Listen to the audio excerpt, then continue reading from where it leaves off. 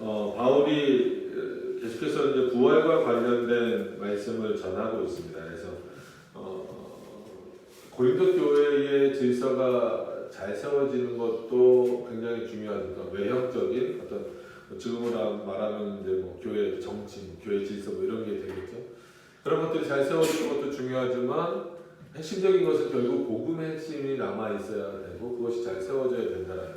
그 중에 그리스도의 부활과 관련된 부분들이 부정되거나 아니면 다른 것들로 인해서 왜곡되거나 이런 일들이 벌어지면 과연 그 교회가 온전한 교회의 모습이겠는가라고 이제 바울이 표현하면서 지난 시간에 그 부활의 중요성 그리고 부활 신앙이 기독교 신앙에 있어서 즉 복음에 있어서 가장 핵심적인 부분이다라고 하는 것을 알려주었습니다. 오늘은 더 나아가서 그런 그 부활에 대해서 조금 더 이제 좀 자세한 그 설명을 하고 있는데 어떤 내용으로서 자세하게 설명하고 있는지 좀 보시도록 하겠습니다. 12절부터 보시면 그리스도께서 죽은 자 가운데서 다시 살아나셨다. 전파되었거늘 너희 중에서 어떤 이들은 어찌하여 죽은 자 가운데서 부활이 없다 하느냐.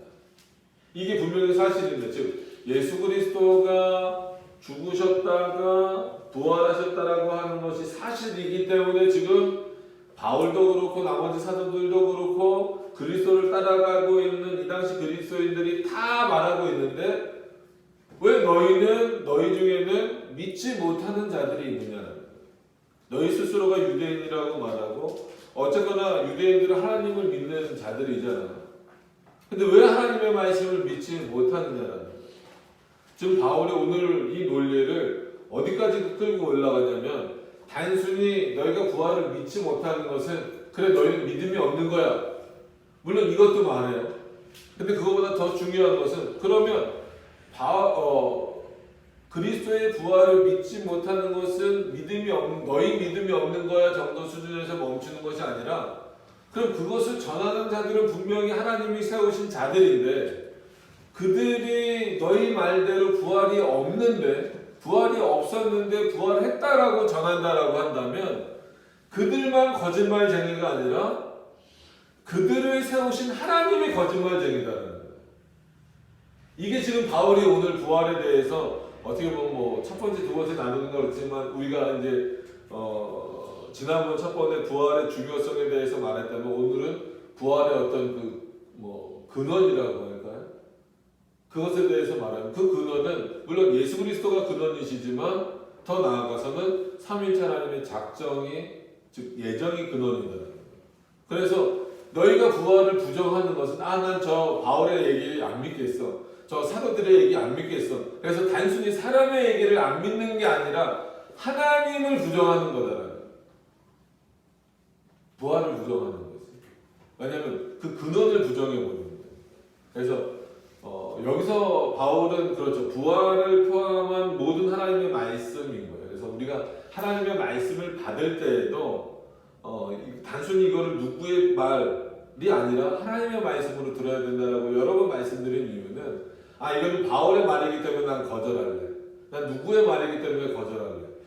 이건 약간 예를 들면 워낙 이거는 많이 예를 들어주잖아요. 로마서하고 야고보서하고 우리는 다르다라고 많이 생각을 해요. 그래서 로마서는 마치 교리서처럼 믿음에 대한 엄청난 강조가 있는 것처럼 말하고 있고 인식하고 있고 야고보서는 보통 행위장 이렇게 많이 알려져 있잖아요. 그래서 인간의 행위를 강조하는 그런 어떤 것으로 알려져 있어서 크게는 인물로서 야고보와 바울이 다른 입장을 취하고 있다. 이런 어떤 내용으로 좀 충돌이 있는 것처럼 보이기도 하고 그렇게 말하기도 하고 또 성경 안에서도 이렇게 오해가 있는 것처럼 보이는데 그렇지 않습니다. 오히려 로마서에는 믿음을 강조하는 것 같고 교리를 강조하는 것 같지만 그 안에 엄청난 행함에 대해서 바울이 강조하고 있어요. 야고보서도 마찬가지로 야고보 사도가 행함 없는 믿음은 죽은 믿음이다. 이 표현을 우리가 중요하게 가지고 있어야 되지만 너무 거기에 문자적으로 매이다 보니까 결국은 믿음을 눈에 보이는 것으로만 자꾸 판단하려는 수준에 머무르는데 야고보서는 절대 그렇지 않습니다. 오히려 야고보가 강조하고 있는 그 믿음은 절대로 인간이 취할 수 없는 믿음이에요. 그래서 어떻게 보면 로마서의 실천적인 그런 로마서를 통해서 너희가 그렇게 그리스도인이 되었다라고 하는 것을 확인되었다면 야고보서와 같은 삶의 내용들이 삶에서 표출되어져야 된다는 거예요. 그러니까 야고보서는 분명히 뭐를 전제로 깔고 있는 거예요? 로마서와 같은 그 믿음의 문제들을 전제로 깔고 있으면서 그런 그리스도 안에 있는 자들이라면 이렇게 삶을 살아야 되고 이런 행위가 너희 안에서 나타나야 된다는 거예요. 반대로 로마서 같은 경우는 어떤 의미인 거예요? 너희가 그렇게 행하는 모습들이 있다면 그 모습이 올바른 믿음 안에 근거하고 있는지 정말 하나님의 말씀에 근거하고 있는지 잘 살펴보라는 거죠. 그 얘기는 야고보에게도 집중하라는 것이 아니고 바울에게도 집중하라는 것이 아니고 로마서와 야고보서가 다 누구의 말씀이라는 거예요? 하나님의 말씀인 것에 집중해서 결국은 로마서와 야고보서가 하는 말씀이 다르지 않다는 것을 우리는 깨달아야 되고 믿어야 되고 강조해야 된다. 오늘도 마찬가지입니다. 이걸 바울의 얘기로만 듣지 말고 사도들의 얘기로만 듣지 말라는 뭐를? 그리스도의 부활하신 예수 그리스도 스스로도 본인이 부활하신 것을 증거하셨지만 사도들도 계속 증거하고 있지 않느냐. 근데 너희들 왜 믿지 못하느냐. 그래 너희 믿음 없음으로 책망받을 만한 일이고 너희 믿음 없음으로 돌릴 만한 일이기도 하지만 궁극적으로 근원적으로 그 부활은 누구로부터 오는 겁니까? 예수 그리스도로부터 오는 것이고 하나님으로부터 오는 것이다라고 했을 때 그 부활이 부정되는 것은 하나님을 부정하는 것이다라는 거예요. 왜냐하면 여러분 우리에게 있어서 그러니까 보편 인류, 그러니까 보편 인간에게 있어서 부활, 즉 죽었다 다시 살아난다라고 하는 것은 일상적인 일입니까? 아니면 일어날 수 없는 일입니까? 일어날 수 없는 일이에요. 그러니까 일상적인 일이 아니라는 거예요. 그러니까 그냥 저녁에 잠을 잤다가 아침에 일어나는 일, 이것도 우리는 궁극적으로 보면 하나님의 은혜죠. 오늘 하루의 생명을 나에게 더 연장시켜 주셨다. 그렇기 때문에 매일 하루하루를 우리는 함부로 살아가서는 안 된다라는 거예요. 내 수명이 아직 젊은데 아직 진짜로 죽을 때가 안 되는 이런 개념이 아니라 하나님은 언제 부르실지 모르는 거예요. 그런 차원에서 건강이나 환경이나 이런 걸 다 떠나서 오늘 내가 일어났다라고 하는 것은 하나님이 나에게 오늘 하루의 삶을 허락하셨다라는 거예요. 그럼 그 하나님 앞에서 열심히 살아갈 수 있는 모습이 있어야 되는 겁니다. 그런데 어찌됐건 간에 우리가 저녁에 잠을 자고 아침에 일어나는 것은 그냥 하나님이 세워놓으신 자연 질서, 인간의 어떤 리듬 체계, 생활의 색채 리듬 체계 이런 거랑 맞으니까 그거를 부정하는 사람은 없어요. 근데 부활이라고 하는 것은 죽었다가 살아난다? 이거를 솔직히 하는 얘기로 이해할 수 있는 사람은 없습니다. 자연스럽지 않아요. 일상적이지도 않아요. 그러니까 믿어지지 않는 게 어떤 면에서는 당연할 수 있습니다. 그렇기 때문에 결국 기독교 신앙은 믿음의 문제다라고 말하는 것은 우리에게 있어서 보편적이지 않는 일이기 때문에 그래요. 삼일체에 대한 이해도 마찬가지고 예를 들어서 삼일체 말할 때 본질은 교통하시지만 위격 간에는 교류하시지만 또 어떤 그런 교통의 개념은 아니다. 굉장히 어렵잖아요. 근데 이런 내용들을 잘 우리가 이해해야 된다는 거예요. 그러니까 이런 어떤 내용들과 더불어서 하나님의 말씀이 얼마만큼 나에게 깊이 있게 잘 전달되고 그것이 우리에게 잘 축적되어서 하나님의 뜻을 잘 믿고 따라가고 하는 것이냐가 상당히 중요한 거예요. 근데 그런 부분들을 이해하는 데 있어서 믿는 데 있어서 가장 기초적인 부분 그러나 정말 중요한 부분이 뭐냐면 그리스도가 부활하셨다라는 거예요. 그것을 믿지 못하면 안 돼요. 일단 그것에 대한 책망이면서 넘어가서 보시면 13절에 만일 죽은 자의 부활이 없으면 그리스도도 다시 살지 못하셨으리라. 이거를 이제 오해하시면 안 됩니다. 죽은 자의 부활이 없으면 그래서 이거를 이제 어떤 경우에는 죽음을 보지 않고 죽은 이제 들림 받은 에녹이라든지 아니면 모세도 물론 뭐 무덤이 발견됐다라고 하지만 그가 죽기 전까지 뭐 눈이 밝아졌고 뭐 기력이 실하지 않았다 이런 것 때문에 마치 그것을 여기서 말하는 이제 부활의 그 예로 드는 경우가 있는데 그렇게 함부로 이렇게 확 가시면 안 됩니다. 여기서는 분명히 죽은 자의 부활이 없으면 그리스도도 다시 살지 못하셨으리라 라고 하는 것은 결국은 그리스도가 그 죽음에서 부활하시지 않으셨다면 우리도 그런 부활에 대한 소망이 없을 것이다라는 거예요. 그래서 여기서 칼빈은 어쩔 수 없이 문장 구조를 잘 이해해야 된다 이렇게 표현을 해요. 그래서 14절에 넘어가서 보시면서 설명을 또 드릴게요. 보시면 그리스도께서 만일 다시 살지 못하셨으면 우리의 전파하는 것도 헛것이요 또 너희 믿음도 헛것이며 에서 일단 첫 번째로 중요한 것은 그리스도께서 만일 다시 살지 못하셨으면 이게 중요하다는 거예요. 그리스도가 다시 살아나셨기 때문에 누구도 다시 살아난다는 거예요. 우리도 다시 살아난다는 거예요. 만약에 그리스도가 부활하지 않으셨다면 우리도 부활할 수 없다는 거예요. 그리스도가 다시 부활하셨기 때문에 우리가 다시 부활할 수 있는 거예요. 그러니까 이거를 거꾸로 설명하지 말라는 거예요. 우리가 부활하는 존재이기 때문에 그리스도도 부활한다. 이것도 말이 안 되는 논리다라는 거예요. 그렇게 말하는 이유는 뭐냐면 그 부활의 시작과 그 부활의 근원은 누구시다라는 거예요? 그리스도시다라는 거예요. 여기에서의 연결점은 뭐겠어요? 자, 그리스도의 죽으심이 중요합니까? 안 중요합니까? 굉장히 중요해요. 누구에게? 우리에게 중요해요. 그가 죽지 않으셨으면 우리의 죄를 용서받을 곳이 없어요. 근데 만약에 그가 죽으시니까 우리의 죄를 위해서 우리의 죄를 속죄하시기 위해서 죽으시기만 하고 다시 살아나지 않으셨다면 우리는 어떻게 됐을까요? 그냥 죄 용서를 받았다라고 해서 그냥 구원받았다 이렇게 말할 수 있나요? 그렇지 않죠. 용서를 받았을 수는 있어도 그 영원한 생명을 얻을 수 없는 그런 여전히 그 악한 본성과 타락한 본성 그리고 죄를 향해 달려가고 있는 그런 어떤 본성을 갖고 있는 우리들은 다시 어떻게 할 수밖에 없어요. 죄로 향할 수밖에 없다라고 하는 거예요. 그렇기 때문에 그리스도의 죽으심과 그 그리스도의 부활은 같이 있어야 되는 것이고 그리스도의 죽으심과 그 부활은 연결될 수밖에 없는 것입니다. 그래서 그리스도의 죽으심이 우리를 위한 것이라면 그리스도의 부활하심도 누구를 위한 거예요? 우리를 위한 겁니다. 늘 말씀드리지만 우리가 기독론이라고 하죠. 뭐 그리스도론, 기독론 뭐 다 그렇게 표현을 하더라도 예수 그리스도가 하나님이시잖아요. 이미 창세 전부터 영으로 계셨단 말이에요. 근데 그가 인간의 몸을 입고 이 땅에 오셨다라는 것 자체가 어떤 의미에서는 오실 이유가 없단 말이에요.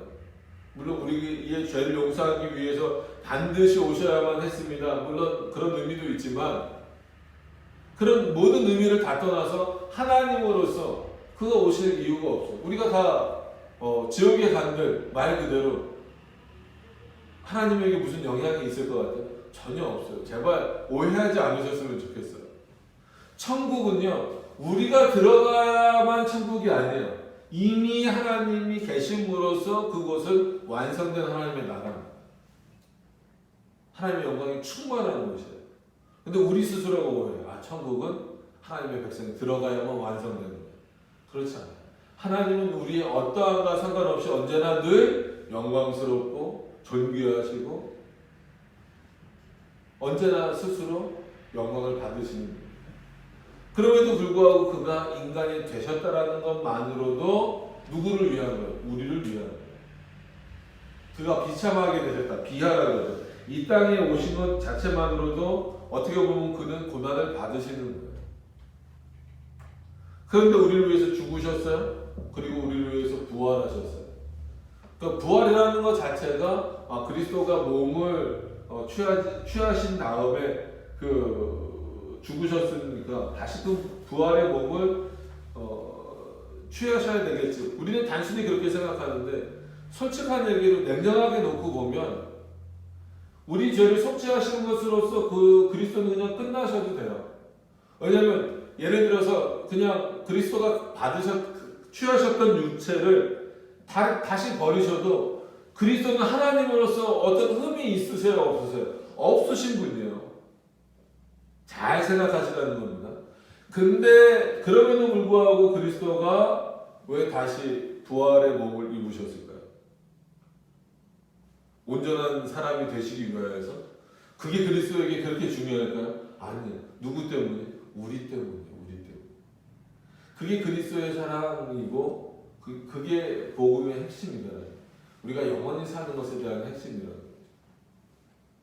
그러니까 이런 내용들이 있는데 그런 차원에서 이 부활이라고 하는 내용들을 믿지 못하면 나머지 그리스도가 하신 일, 하나님이 하신 역사에 대해서 너희가 절대로 제대로 이해하고 믿지도 못할 텐데 이 부활 자체를 부정하고 있으니 너희들에게 어떻게 올바른 신앙의 내용이 들어가겠느냐라고 지금 바울이 말하고 있습니다.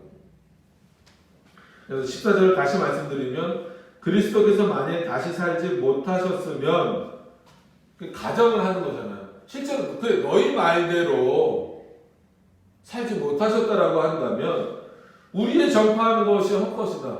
그러니까 단순히 그리스도가 부활하셨습니다라고 말하는 것뿐만이 아니라 예수를 믿으시고 부활하지도 않은 그 예수를 믿으십시오. 하나님을 믿으십시오라고 말하는 것 자체가 이 모든 것들이 헛되버리게 된다라는 거예요. 또 너희 믿음도 헛되다. 그 믿어서 뭐 하냐는 거예요. 이제 그리스도가 부활하신 것이 아니다라고 한다면 너네 그리스도 믿을 이유가 없다. 하나님을 믿을 이유가 없다는 거예요. 왜냐하면 그의 나라에 갈 수 있는 방법이 없는 거니까.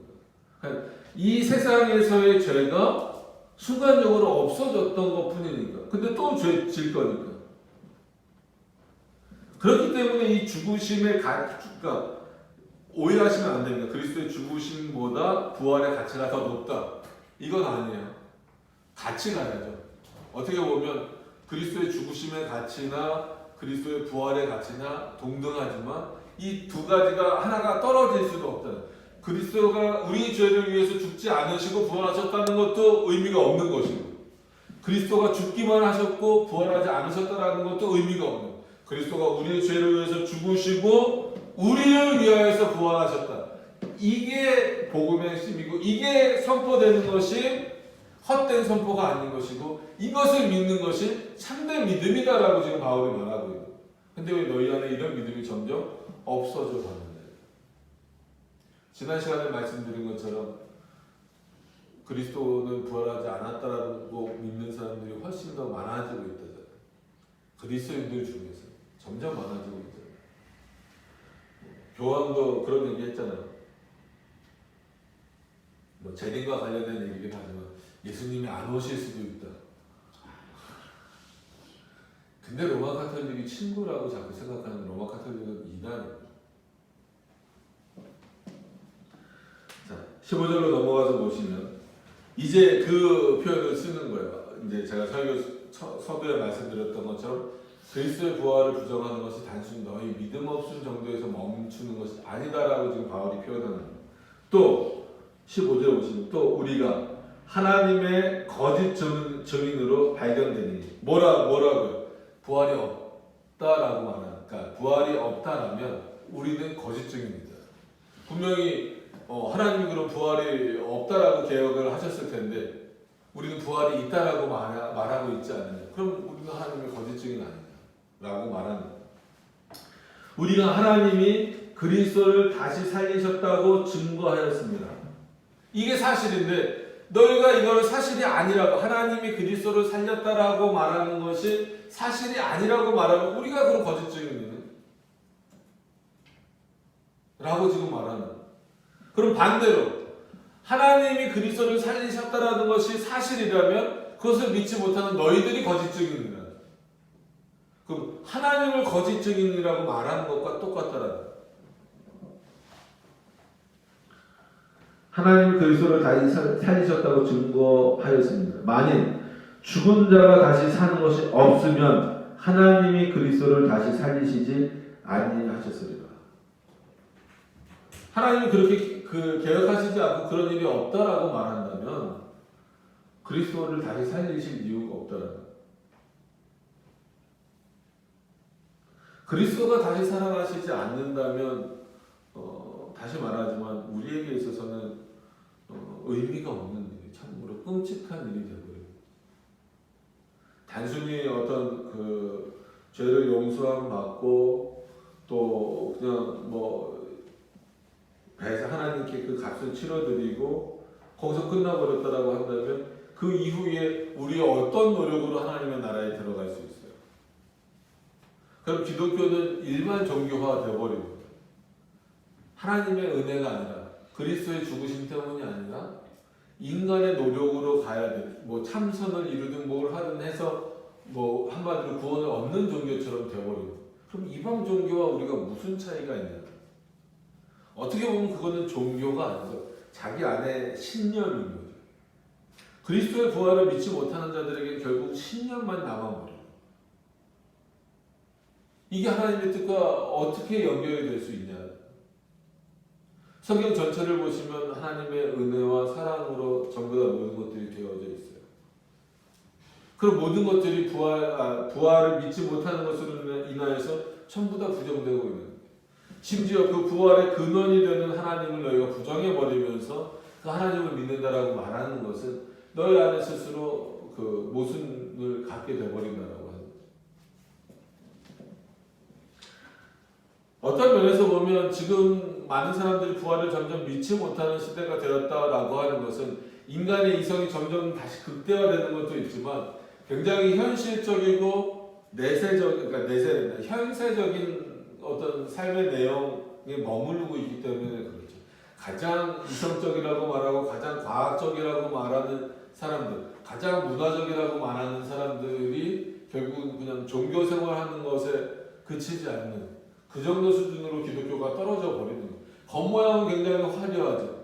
사람들이 말하는 것은 굉장히 아주 훌륭하게 말하지만 결국은 그 안에 복음의 핵심의 내용이 들어있지 않다는 거예요. 이런 기독교는 정말 의미가 없는 기독교가 되어버립니다. 16절에 또 계속 말합니다. 만일 죽은 자가 다시 사는 것이 없으면 그리스도도 다시 사신 것이 없었을 터이요. 17절에 그리스도께서 다시 사신 것이 없으면 너희의 믿음도 헛되고 너희가 여전히 죄 가운데 있을 것이요. 분명히 그리스도가 우리를 위해서 죽으셨다라고 했는데 우리가 왜 죄 가운데 있지? 아까 말한 거랑 똑같은 거. 그리스도가 그 죄의 모든 죄를 이기시고 부활하셔야 우리로 하여금 다시금 영생의 그 은혜와 축복을 얻도록 하시는 그 모든 죄로부터 건져내심을 완성하시는 일이에요. 어떻게 보면 구원의 극치, 최종 단계로서 말씀하시는 것이 부활입니다. 그리고 그 부활이 있어야 또 뭘 피할 수도 있는 거예요? 영원한 심판을 피할 수 있는 거예요. 우리가 피할 수 있는 거 아니죠. 그리스도께서 자신의 백성을 위하여서 부활하셨고 자신의 백성을 부활시키셔서 심판의 자리가 아닌 영광의 자리로 옮겨 놓으시는 거예요. 우리가 잘 기억하셔야 될 것은 종말론하고 계속 연결되는 부분이지만 심판의 자리에 우리가 함께 있습니다.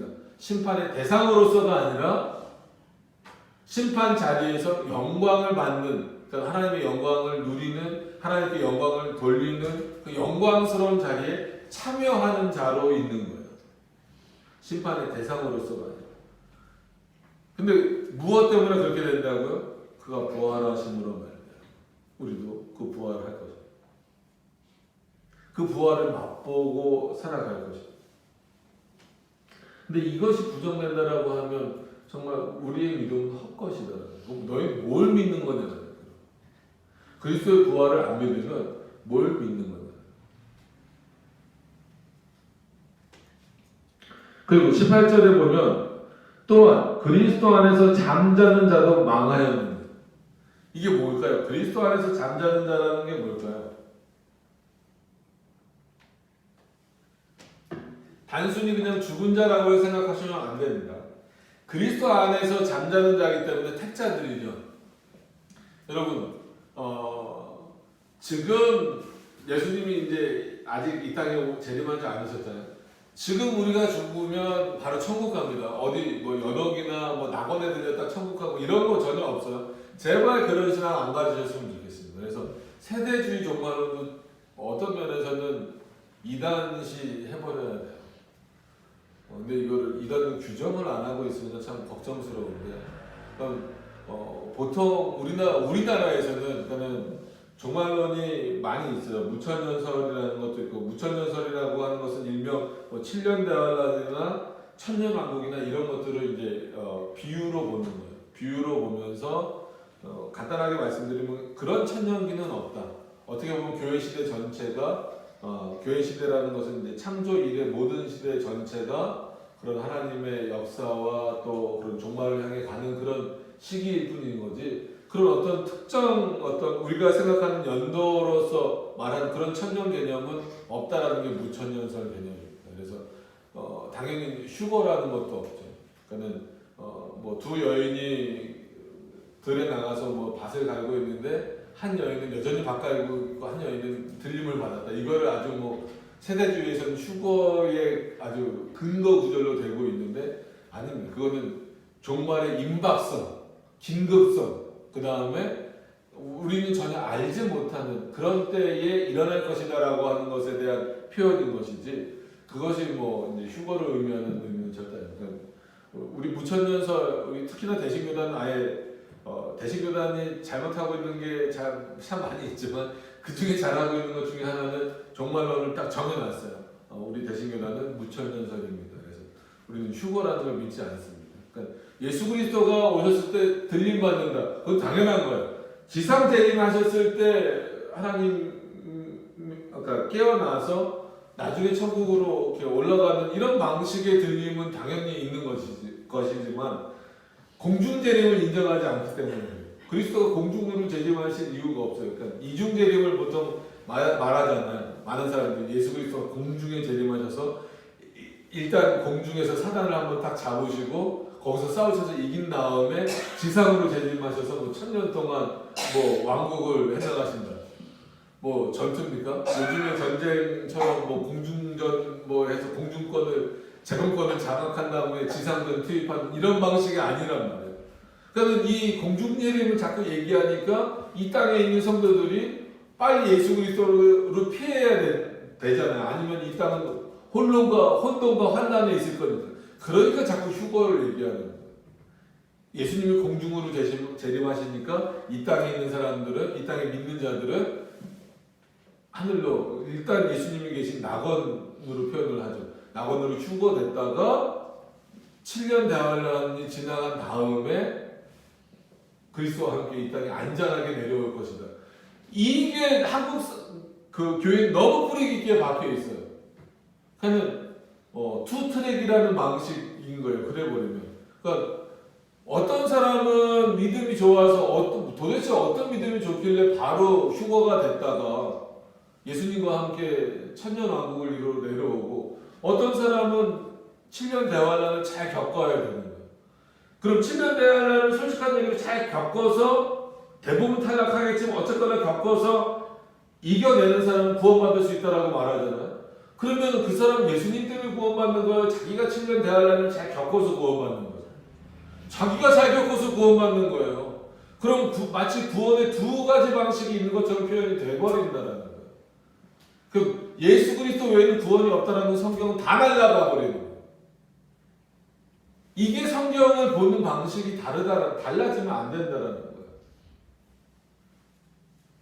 부활을 믿지 못하는 것도 거기에 들어가는 거예요. 그래서 역사주의 전철론도 마찬가지로 문제가 있고 특히나 세대주의는 더 문제가 있습니다. 지금 뭐 정말로는 자세히 설명할 수 있는 시간이 아니기 때문에 이 정도로 말씀을 드리고 가지만 우리는 그런 차원에서 무천년이다라는 그러니까 이런 이해를 가지시면서 던지고 싶었던 질문은 뭐냐면 그럼 지금 죽은 사람들 예를 들어서 아담부터 뭐 모세부터 노아부터 뭐 우리 성경에 많은 인물들 바울까지 지금 다 어디 있을까요? 천국에 있잖아요. 어디 뭐 구천을 떠돈다 이렇게 말씀하시면 큰일 납니다. 그 뭐 귀신만 말하는 데서 그렇잖아요. 그러니까 그것도 성경을 문자적으로 이해하는 게 그렇게 문제예요. 너희가 뭐 강건하면 80이요 뭐 그러잖아요. 그래서 강건하면 최소한 모든 인간은 80까지 살 수 있다. 근데 80 이전에 죽게 되면 그건 자기 죄 때문에 죽은 거기 때문에 80까지는 9천을 떠돈다는 거예요. 그래서 9천을 떠도는 게 귀신이 돼서 바이러스가 귀신이래요. 그래서 감기가 바이러스가 아니라 감기 귀신이래요. 그러니까 누가 필요해요? 그 귀신을 내쫓아줄 목사가 필요한 거예요. 그래서 귀신론 하는 교회들이 그렇게 안수하고 막 사람 때리는 안찰하고 막 이런 거 하는 거예요. 감기가 귀신입니까? 바이러스입니까? 바이러스예요. 그러니까 코로나 그러니까 또 코로나 귀신 돼버리는 거예요. 바이러스예요. 뭐 예배 시간에 존다 그러면 졸음 귀신은 그건 자기가 졸린 거예요 그냥. 그래서 토요일날 일찍 자라는 졸음 귀신을 좀 내쫓아달라고. 일찍 자면 돼요. 일찍 자고 안 졸려고 노력하면 졸음 귀신이 어디 있어요? 말도 안 되는 귀신은 실제로 있습니다. 그러나 귀신이 그런 일 하지 않아요. 귀신이 들어도 깜짝 놀라요. 내가 감기 안 주던데. 이런 혼란스러운 일들이 너무 많습니다. 자, 다시 이제 오늘 말씀으로 돌아와서 한번 말씀을 드리면, 그럼 그렇게 죽은 지금 많은 사람들이 천국에 있어요. 어떻게 있을까요? 지금 그들의 상태. 물론 하나님 안에서 풍족한 은혜와 안식을 누린다라고 하는 것은 당연한 겁니다. 그럼에도 불구하고 그들의 상태. 그들의 상태가 어떨까요? 지금은 영혼만 갖고 있는, 영의 상태로만 있는 거예요. 지금 우리가 죽어도요, 천국 바로 갑니다. 어디 뭘 거치지 않아요. 바로 천국 갑니다. 근데 어떤 상태로 있어요? 영만 있는 상태로 있는 거예요. 영혼만 있는 상태로 있는 거예요. 육신은 있어요, 없어요? 지금 없어요. 지금 천국에도 육신을 갖고 계신 분은 누구밖에 없어요? 예수 그리스도. 신비로운 몸을 갖고 계신 분은 그리스도밖에 없어요. 지금 천국에 있는 모든 자들은 영으로만 있어요. 그거를 우리가 말할 때 중간기라고 말해요. 중간기 상태라고 말해요. 언제 그 부활의 몸을 입을 거예요? 그러니까 아담도 모세도 바울도 우리도 부활의 몸을 나중에 입을 거예요. 언제 입을 거예요? 그리스도가 이 땅에 재림하시고 난 다음에. 그리고 우리를 부활시켜 주실 때에 이미 천국에 간 자들도 그때야 비로소 완전한 육신의 그러니까 신령한 몸으로 변한 그 육신의 부활체를 입는 거예요. 지금은 어떤 상태입니까? 육신의 몸으로 있다라고 말하면 안 됩니다. 영으로 있는 거예요. 오해하시면 안 돼요. 지금 그래서 바울이 뭐라고 말하냐면 그리스도 안에서 잠잔다라고 한 이 표현은 또 이걸 문자적으로 생각해서 천국은 그냥 잠자는 거. 이걸 중간기로 오해하는 사람들이 있어요. 예수님이 오시기 전까지는 천국에서는 아무것도 하지 않고 그냥 진짜 수면 상태, 그냥 잠자고 있는 상태로 생각하는데 그러지 않아요. 예수님이 이제 평안의 표현으로서 안식의 표현으로서 이렇게 표현하시는 잠자고 있다라고 표현하는 거죠. 근데 만약에 부활을 너희가 믿지 않는데 실제로 부활하지 않는다라면 그리스도 안에서 죽은 자들이 망했다. 이 망했다라는 건 뭐예요? 그들이 육신을 얻을 수 없는데 진짜 떠돌아다니는 그냥 영밖에 없는 그런 존재가 되어버린다면 그들의 영혼도 망한 것이다. 그러니까 존재의 의미가 없어져 버린다는 거예요. 이만큼 부활의 의미는 결국은 누구를 위한 거예요? 우리는 그리스도 자신을 위한 것이다라고 생각할 때가 많이 있고 마치 그리스도 자신의 어떤 능력이나 아니면 마치 좀 표현해 보시면 어떤 퍼포먼스를 보여주기 위한 이런 것으로 부활을 이해하는 경우가 많은데 그렇지 않다는 거예요. 결국 부활은 누구를 위한 것이다라는 거예요? 우리를 위한 것이다. 하나님의 백성들을 위한 것이다. 믿지 않는 죽은 자들도 부활하겠죠. 근데 그들에게는 그 부활이 우리의 부활과는 다르잖아요. 영원한 형벌을 받는 부활이라는 거예요. 영생을 얻는 그 부활과는 본질적으로 근본적으로 다릅니다. 그래서 그 사람들이 다시 살아나겠지만 그것에 대해서 부활이라고 표현하지 않아요. 그냥 다시 그냥 살아난다. 의미상으로는 뭐 부활에 대한 표현을 쓸 수 있지만 단어 자체를 거기다가 죽은 자들, 그러니까 유기자들도 부활한다라고 쓰긴 하지만 의미를 같이 두진 않는다는 거예요. 그들이 부활하는 것은 형벌을 받기 위한 부활이고 우리의 부활은 영원히 살고 그 하나님의 나라에서 그 영원한 삶의 극치를 누리기 위해서 하나님이 우리에게 주시는 은혜예요. 은혜. 그래서 이 땅을 어떻게 살아가느냐, 그 부활을 소망하고 기대하면서 살아나가는 것이 그만큼 중요한 거예요. 그래서 지난주에 말씀드렸던 것처럼 이거를 솔직한 얘기로 1년에 한 번 부활주의라고 해서 떠들썩하게 지내고 그냥 잊어버리고 살 문제가 아니다라는 겁니다. 부활에 대한 문제는 어떻게 보면 매일마다 1년 52주 주일날마다 그리고 매일마다 부활의 소망을 품고 계셔야 되고 그 우리에게 부활의 소망을 품게 해주신 그리스도에게 감사와 영광을 돌리는 삶을 살 수 있어야 돼요. 그럼 누구를 바라보는 삶이 될 수밖에 없습니까? 하나님을 바라보는 삶이 될 수밖에 없어. 부활을 소망하는 자는 이 땅에 미련을 두는 자가 아니라 하나님의 나라를 소망하는 자예요. 그래서 여기서 바울이 오늘 19절, 오늘은 저희가 이제 19절까지만 볼 건데 19절을 어떻게 마무리하냐면 만일 그리스도 안에서 우리의 바라는 것이 다만 이생뿐이면 어떤 자들이 이렇게 했냐는 거예요. 너희가 부활을 믿지 못한다면 너희가 그리스도를 위해서 향하여서 바라는 것은 이 세계에서 얻고자 하는 것뿐이지 않겠는가. 그리스도가 이 세계에서 우리들에게 많은 것을 주시는 건 많은 것이 아니라 모든 것을 주시는 건 사실이에요. 우리가 주님이 가르쳐준 기도를 성경을 통해서도 보고 이제 뭐 소요리문답이나 그다음에 뭐 가깝게는 지난주까지 우리가 이렇게 기독교 강연을 통해서 살펴봤잖아요. 일용할 양식까지 다 하나님이 주시는 거고 그리스도가 주시는 거잖아요. 그러니까 이 생에 있는 것, 지금 살고 있는 이 생에 있는 모든 것도 그리스도가 주시는 거 맞아요. 그래서 그리스도 안에서 소망을 품고 기도해야 돼요. 일용할 양식을 위해서도 기도해야 되고 건강을 위해서도 기도해야 되고 뭐 물질을 위해서 기도해야 되고 자녀를 위해서 기도해야 되지만 부활을 믿지 못하면 부활이 없는 종교들처럼 이 생에 머무르지 않겠어요. 여러분 다른 종교 물론 어떤 뭐 내세를 향하고 뭐 막 이런 거 있지만 불교만 하더라도 윤회 세상을 갖고 있는 이유는 뭐예요?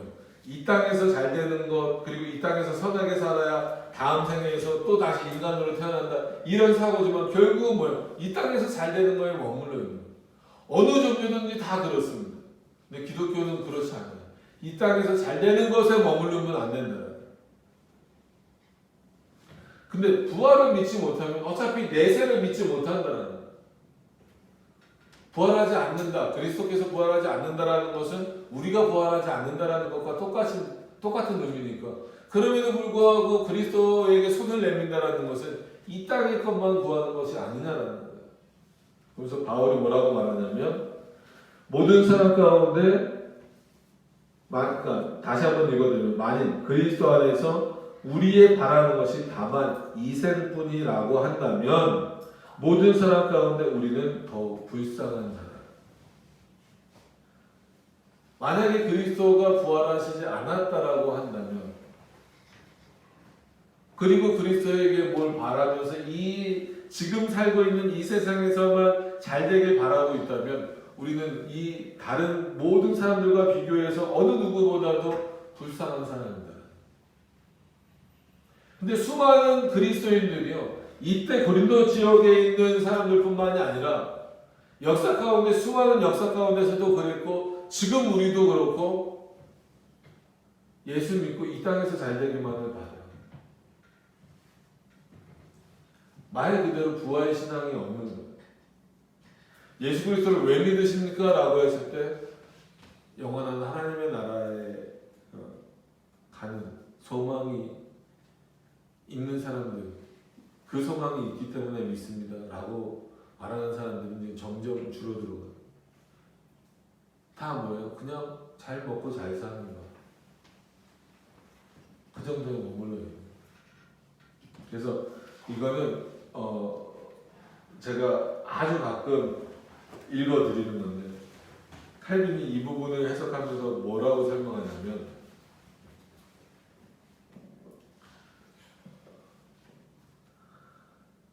이렇게 설명해요. 한편 불신자들의 환경은 일반적으로 더욱 부요하다. 그러니까 그렇잖아요. 그러니까 그리스도인들 중에서도 물론 부유한 사람들 많이 있어요. 근데 대체적으로 보면 믿지 않는 사람들이 훨씬 더 부유한 경우가 많잖아요. 뭐 예를 들어서 우리나라 재벌들 보더라도 재벌들 중에서 교회 다니는 사람들도 있죠. 근데 정말 참된 그리스도인이 있을까 싶을 정도로 그렇잖아요. 근데 한편 그런 차원에서 한편 불신자들의 환경은 일반적으로 더욱 부유하다. 왜냐하면 하나님께서 그들을 도살할 날을 위하여 잘 먹이는 돼지와 같이 그들을 살찌우고 있기 때문에. 칼빈의 가끔 표현을 보면 뭐 무시무시한. 잘 먹고 잘 살아라. 마치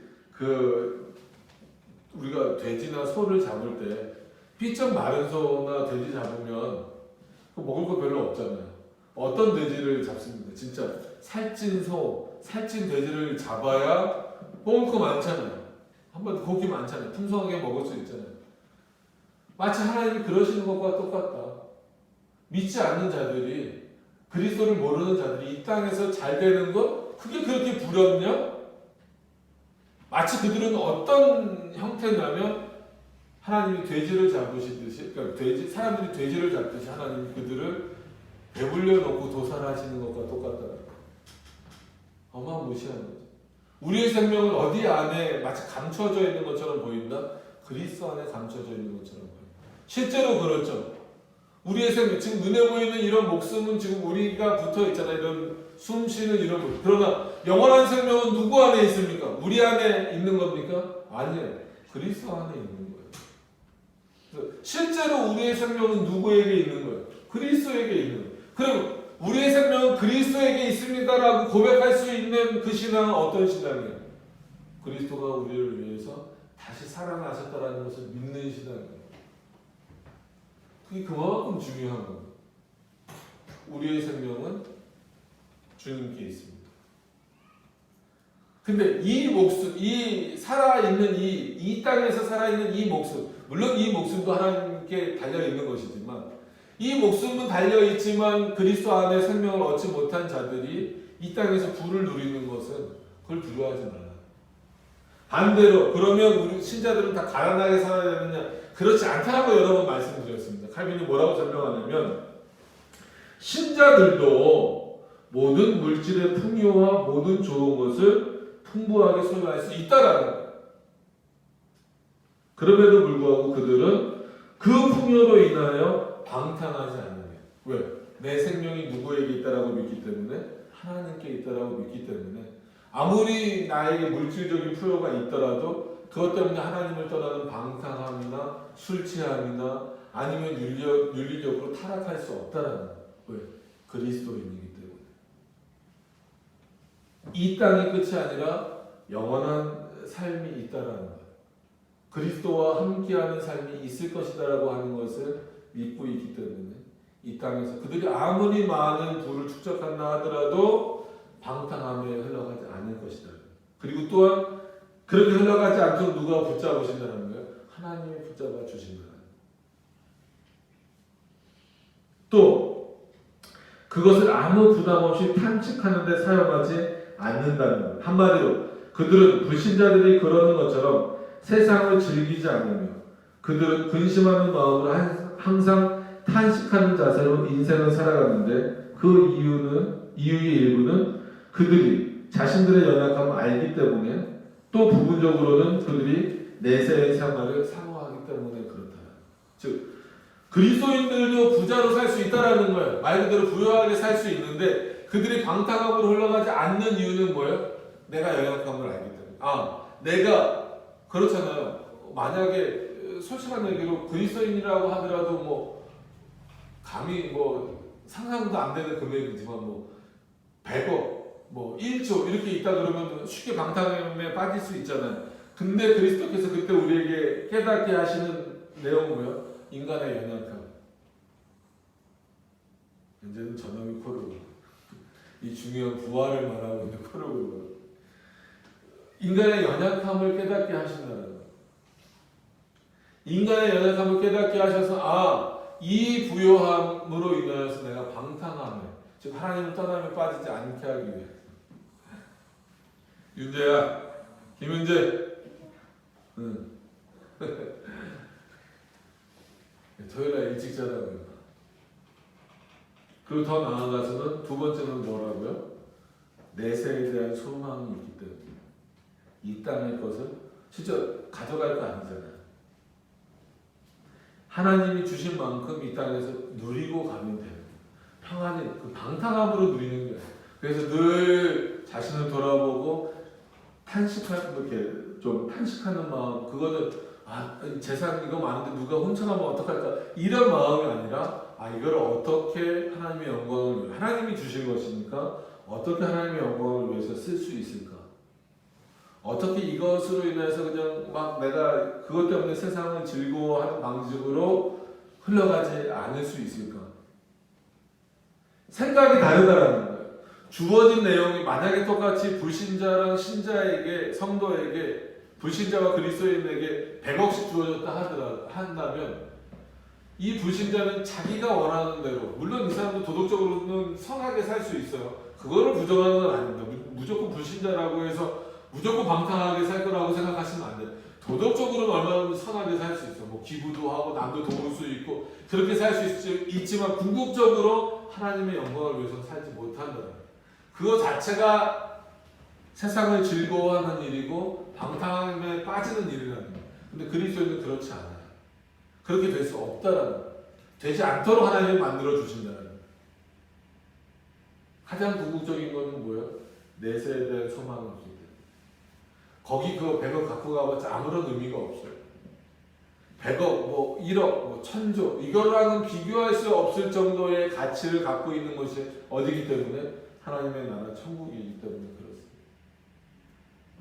그런데 그런 가치를 갖고 있는 하나님의 나라를 소유한 즉 그런 차원에서 부활의 신앙을 소유한 너희가 마치 부활이 없다라고 말하면서 그리스도에게 요구하는 것이 하나님 나에게 이걸 주세요. 예수님 나에게 이걸 좀 주세요라고 하는 것이 부활이 아니라 이 땅의 것 눈에 보이는 것 하나님 그냥 돈 좀 주세요. 예수님 뭐 이 땅에서 내 자녀들 잘 되게 해주세요. 예수님 저 사람보다 내가 좀 오래 살게 해주세요. 라고 말하면 그것만큼 불쌍한 게 없다라는 거예요. 여러분 우리는 입으로 부활 말하고 있고 나는 부활을 믿습니다라고 고백하고 있지만 실제 우리의 삶 속에서 실제 우리의 기도 속에서 우리의 신앙생활 속에서 그런 부활에 대한 소망과 영원한 하나님의 나라에 대한 소망이 우리에게 없다면 그리고 내가 구하는 모든 것들이 정말 이 생에 있는 것에 머물러 있다면 우리는 불쌍한 자야. 우리 스스로가 불쌍해지는 거예요. 하나님은 우리를 불쌍하게 만들지 않으셨어요. 누구보다도 존귀하게 만드셨어요. 우리가 왜 존귀케 되었습니까? 그리스도 안에 있기 때문이에요. 그의 영원한 생명 안에 있기 때문에 그의 부활의 능력 안에 있기 때문에 우리가 나중에 다시 부활할 것을 믿는 참된 신앙을 갖고 있기 때문에 그렇습니다. 그게 우리가 하나님에게 그리스도 안에서 바라는 것들이에요. 그래서 오늘 이 앞의 내용들도 다 중요하지만 19절을 한번 보세요. 정말 부활을 믿는 자들이라면 그리스도 안에서 우리의 바라는 것이 다만 이생뿐이면 이거는 이해를 잘 하시라고 했죠. 이생에 있는 것을 구하지 말라는 것이 아니라 이생 것만 구하고 있다면 그건 너무 불쌍한 거 아니냐. 한번 우리 스스로를 돌아봤으면 좋겠어요. 여러분들 자신을 돌아보고 우리 스스로를 돌아보고 우리 교회를 돌아보고 한국 교회를 돌아보고 일명 만몬주의라고 그러잖아요. 한마디로 이 세상의 부와 명예와 가치만 높이는, 그리스도를 믿으면 그렇게 될 것이다라는 막연한 희망, 그러니까 내세에 대한 소망은 없는 것. 그렇게 돼버린다면 참 그거만큼 불쌍한 게 없다. 그것은 참된 믿음도 아니다. 물론 이 땅의 것을 이용한 양식을 구하듯이 구해야 되지만 결국 이 땅의 것을 구하는 것도 어디에 소망을 둔 자가 구하는 방식이에요. 내세에 소망을 둔 자가 이 땅의 것을 구하는 방식이어야 된다. 부활을 소망으로 품은 자가 이 땅에서의 삶을 위해서 기도해야 된다. 부활의 소망을 갖고 있는 자가 이 땅에서 그 나그네 길을 열심히 잘 걸어가야 된다. 그래서 칼빈이 이제 다른 곳에서 뭐 기독교 강연 이런 곳에서 표현할 때 하나님이 성경을 우리에게 주신 이유, 그리고 참된 신앙과 복음을 우리에게 주신 이유는 우리가 참된 신자로서 하나님의 나라를 바라보며 이 땅을 지나가도록, 즉 나그네 길을 잘 지나가는 그런 나그네가 되도록 복음을 주셨다라고 표현을 하고 있습니다. 그리고 우리는 나그네라고 늘 말씀드렸잖아요. 본향인 하나님의 나라를 향해 가고 있는 자들이에요. 그럼 그 나그네 길을 어떻게 걸어가야 되는 거예요? 그 나그네 길은 정말 말 그대로 지나가는 거예요. 며칠 묵을 수는 있죠. 그죠? 우리가 뭐 잘 보시면 길 가다가 하룻밤 묵을 수도 있고 거기서 이틀, 3일 묵을 수도 있지만 결국 거기 눌러 앉아 있을 수는 없잖아요. 지나가야 되는 거예요. 그 목표를 향해서 지나가야 되는데 어떻게 잘 지나가야 될까가 중요한 건데 나그네가 어디 가다가 좋은 곳이 발견됐어요. 눈에 보기에 당장 피곤함을 풀기에 안식처가 발견됐어요. 목표가 저기 있는데 근데 목표는 이 안식처 때문에 잊어버리고 여기가 너무 좋으니까 편하니까 일단 쉬니까 좋으니까 나 그냥 여기 머물겠습니다라고 머물러 버리면 더 좋은 곳 저길 못 가게 되는 거잖아요. 그것만큼 불쌍한 게 어디 있어요? 열심히 달려왔는데 거기서 멈춰버리고 눌러 앉아버리고 여기가 좋사오니 하고 있어버리면 참된 것을 못 얻잖아요. 이거 불쌍한 거잖아요.